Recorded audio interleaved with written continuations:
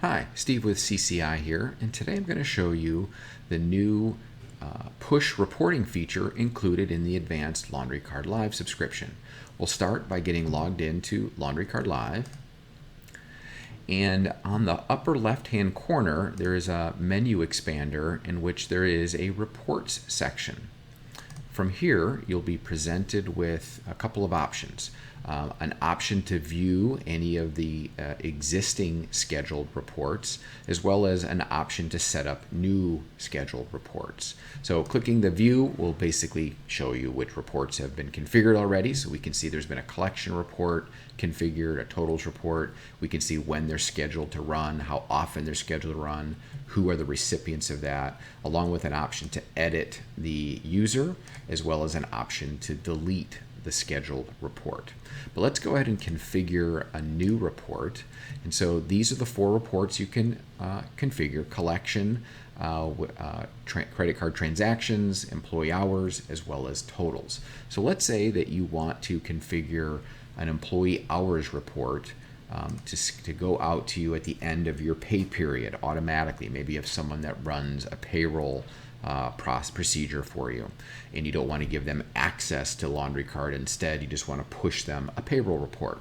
So there are a couple of options. Once you've selected the report you want to configure, you can do a quick live view to make sure you're getting the data you want, but we're going to go ahead and click on the schedule option here, and there are a number of things that we need to configure.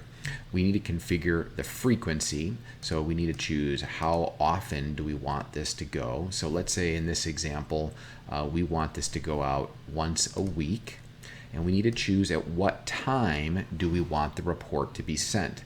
So assuming your business closes at 10 p.m., let's go ahead and set it for 10:30 p.m. And we want, when do we want this to start? So we want this to start, let's say, on Friday. And then we want to say, well, what data do we want to be included in that report? And we want to include, in this example, let's say the time of the report. So that means is that on Fridays at 10:30 p.m., starting on 17, that's the date that we want the report to run from. There are other options. So if you want it to start at the beginning of that day, or the start of that given week, or the start of that given month, you do have some options about the kind of data that you want to be shown. And then you want it to also tell it, well, how much data do you want to be included in that report? So let's say that you pay every week, then you might say every 1 week, but you might also do it every 2 weeks if you pay every other week.